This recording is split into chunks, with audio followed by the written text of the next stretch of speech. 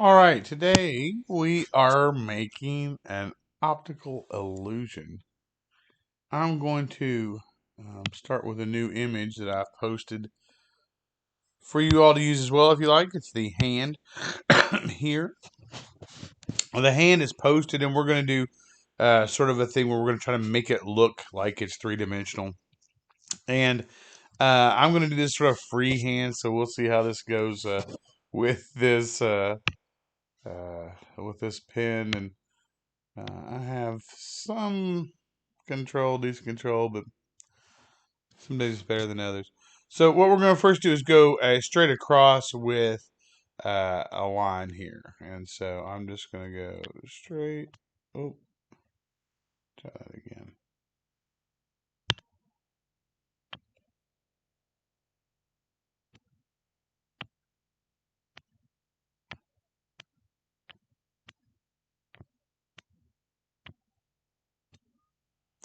And I want to just make a series of straight lines, little stripes going down. For the most part, I'm going to keep them fairly evenly spaced, but they don't have to stay evenly spaced. In fact, to a certain extent, um,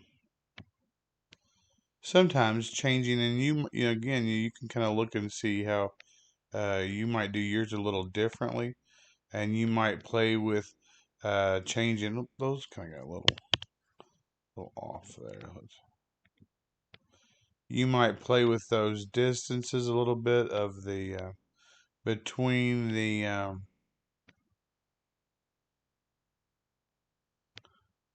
stripes.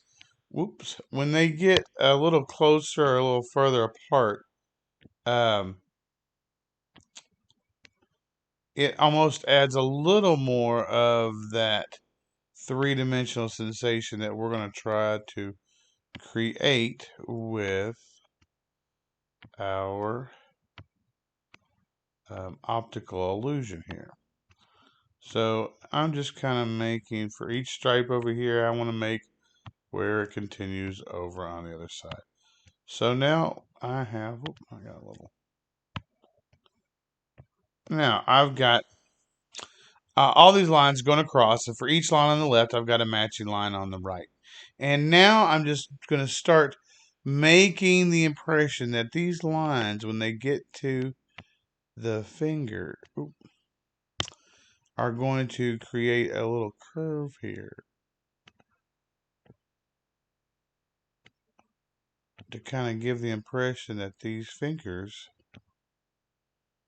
are three-dimensional. So wherever the line touches the hand, I'm going to raise it up and kind of show where that line might go on the hand there. It's close.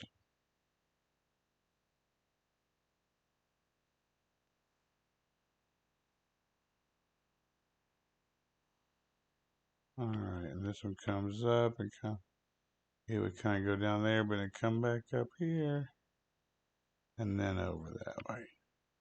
And this one comes up over the hand there and then back down over there.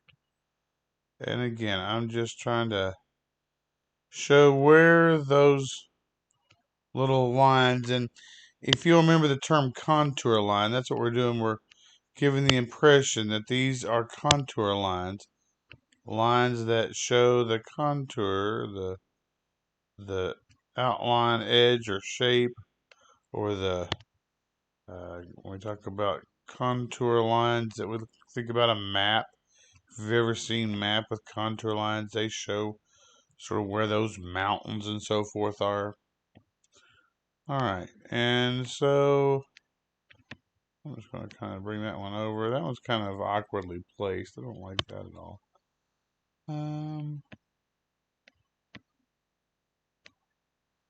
Tell you what, I might just let that one. Let me actually get rid of that one too. Try that one again.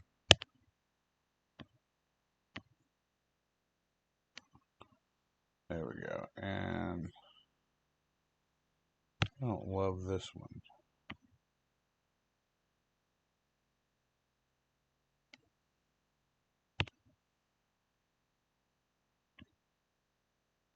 Alright, that's a little better.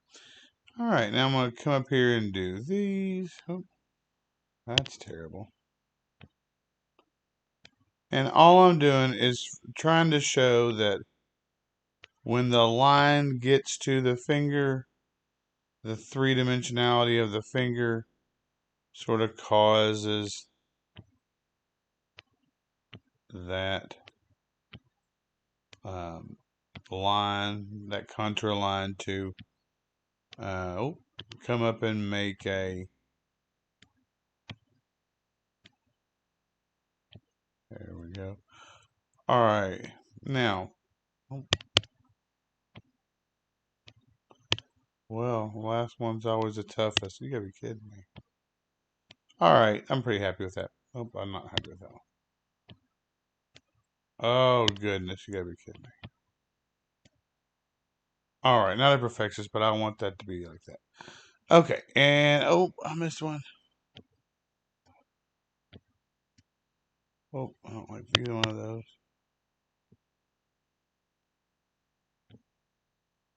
Alright, now I'm ready to start adding a little color, so I'm going to bring in my, actually, because I really like using this pastel turn down.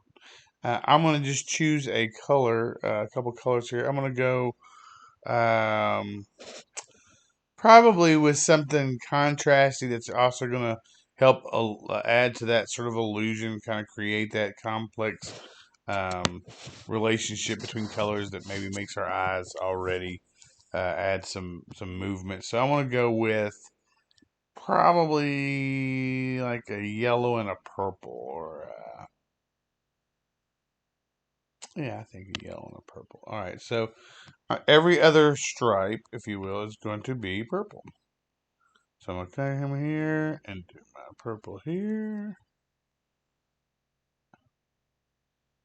Now again, you can have to choose the same colors I'm choosing. You can choose any colors you like. Maybe choose your favorite colors. Got a favorite sports team. You can maybe incorporate something like that. All right. And I'm just going through it, and I'm only doing the ones on the sides first. And I've done a few of these before, and one of the things I've realized is if you don't pay close attention, it's easy to get off a stripe, and then you have to start all over again, and that's no fun. All right, particularly when you're doing this like with pastels or ink, and you get halfway done and you realize, oh no, I'm on the wrong one.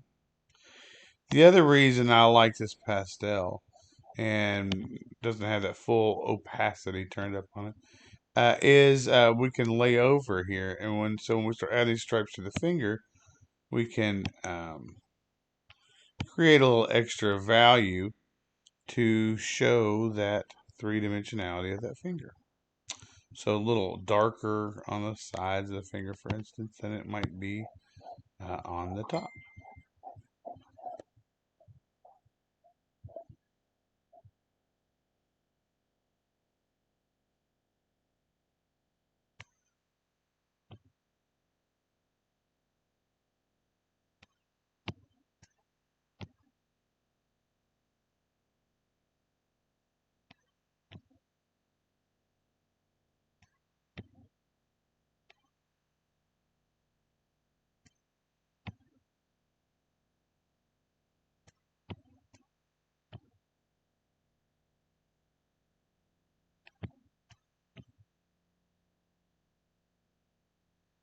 All right, so this is coming along slowly but surely, and I'm just about done putting in the stripes, sort of, if you will, under the hand.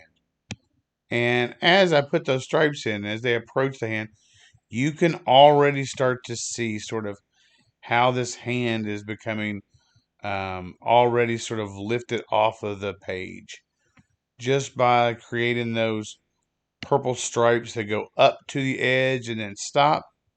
It already creates that that illusion, sort of like we saw in Bridget's work, also Mondrian's work. We talked about maybe he didn't even know he was creating optical illusion, but having those black lines on that white kind of propelled them forward. Now, we're ready to start taking a look at how we're going to bring that purple into these stripes that come over and show the three-dimensionality. And right now, I'm just going to lay in the purple fairly consistently, like so. And if you took a little extra time than I did, maybe to get your curves really nice, yours might even look a little better.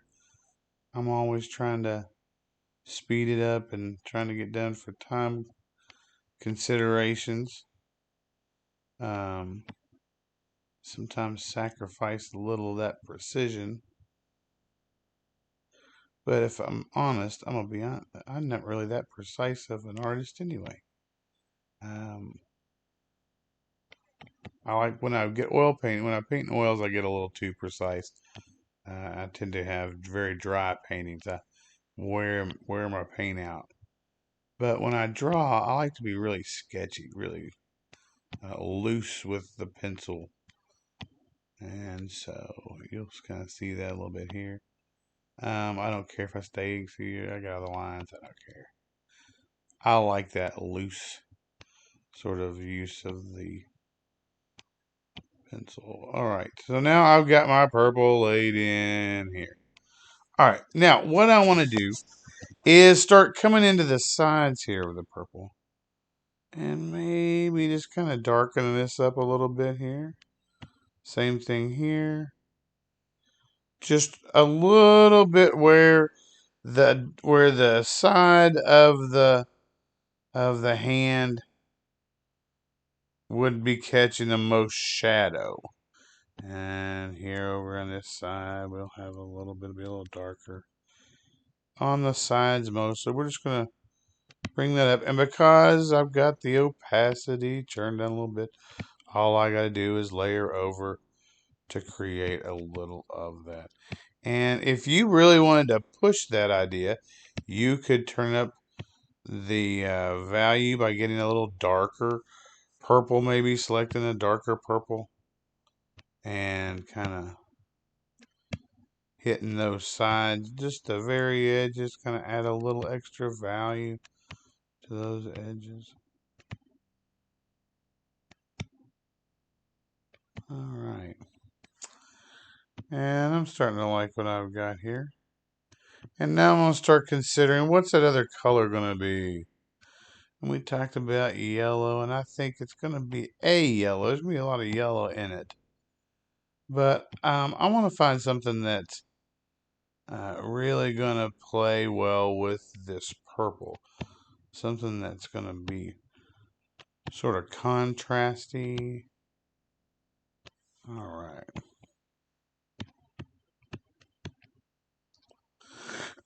All right. So now I'm going to go with. Let's do something.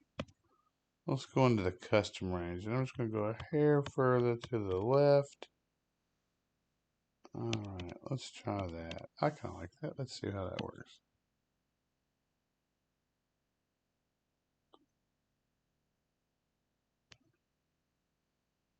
No, I think that's too orangey. Let's go more towards that yellow. Back towards that yellow.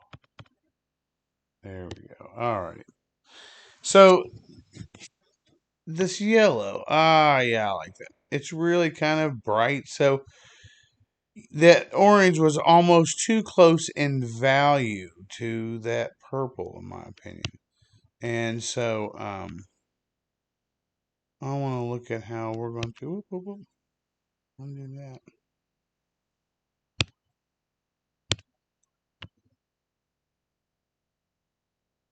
All right. So when I go to add, though, the darker, to add the yellow, I might also go a hair towards that warmer orangey sort of yellow. Just a little bit because that's going to read as a little darker in value.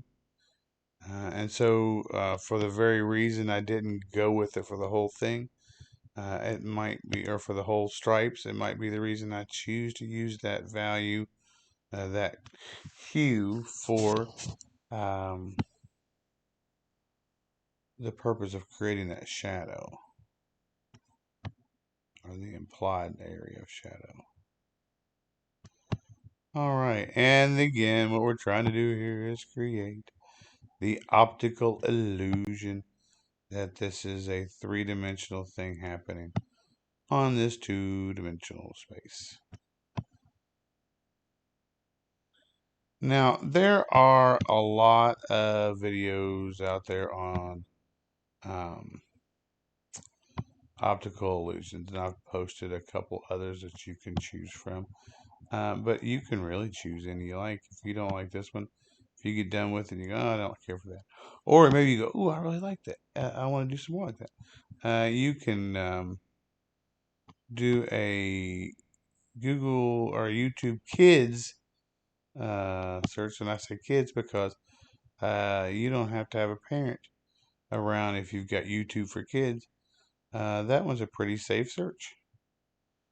If you don't have YouTube for Kids, then yeah, get a parent and do a search for optical illusion videos. Some of them are really cool. There's a great game, a great show, excuse me, called Brain Games. If you've never seen it, it used to be on National Geographic. I don't know if it's still on National Geographic or they quit making it, but they would talk about all kinds of amazing concepts, and almost all of them were about how our brains perceive something, be it sound or color or light or um, fear. I know that's kind of a weird one, but all kinds of neat things they took a look at. How the brain works and how it responds and reacts to things. All right. Neat show. Brain Games. If you ever get a chance, watch it. But there's a really good one that talks about some of those same concepts that we talked about in the lesson the other day when um, the gentleman talked about those optical illusions, the snakes that spin around and that sort of thing. Oh, we're almost done here. Hold on. Let me put the finishing touches right at the very end. I tell you what, I'm going to go ahead and do yellow here. And I'm just going to throw a little bit down here. All right. Last thing I want to do is I'm going to come in, and I mentioned earlier, I'm going to, if I just go straight down, you see how this kind of goes into green? I don't really want green. I kind of want something more like that. So maybe that's a little too much. Let's try that. And so that's what I'm going to use to try to create some of that implied area of shadow on the sides there. And if you noticed, I went again towards that orange versus where I was going. If you just kind of went towards the black, if you will, the darker that yellow, it got kind of green looking, and that's kind of what happens very often um, with yellow, and particularly in actual. And it's kind of funny that happens in even on the computer. But if you mix with oil paints, acrylic paints, and that sort of thing, the black is really a very dark blue. So if you mix black and yellow together, you get a dark green. If you are using a Mars black, that's actually a dark red. Ivory black is sort of a dark blue. But if you use Mars red and mix that with yellow, you'll get sort of a dark orange. All right, and I'm sort of putting these finishing touches in. I know my time probably expired 10 minutes ago. Thank you guys for hanging around.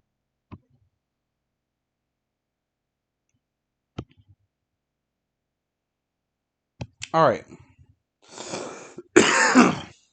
Now, there's a couple other things that we could do if we want to continue to kind of add to the illusion here, and that is we could add a little shadow here, just only to this left side. If we just do a little shadow here on the left side, there's my yellow shadow I'm putting in.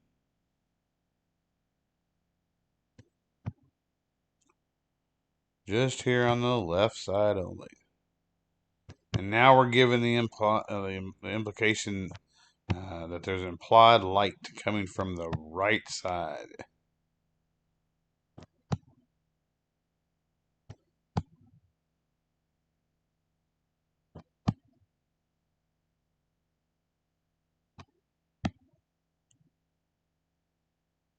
Alright, and I'm about done with my yellow. I'm going to pop in a little of the purple, and then I'm going to be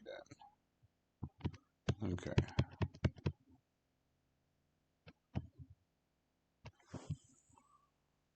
Alright, a little bit of the purple.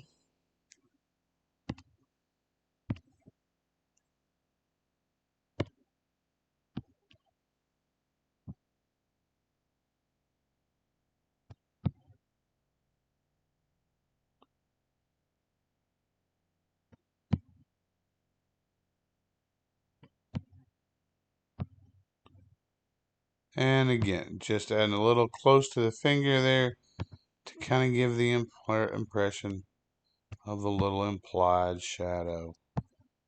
Maybe there's some light coming from that right hand side.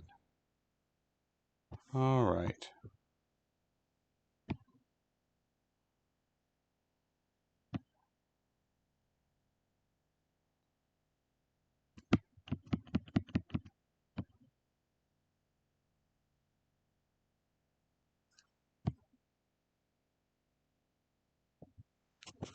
Alright, that is my illusion hand 3-dimensional drawing, and hopefully yours came out even better than that.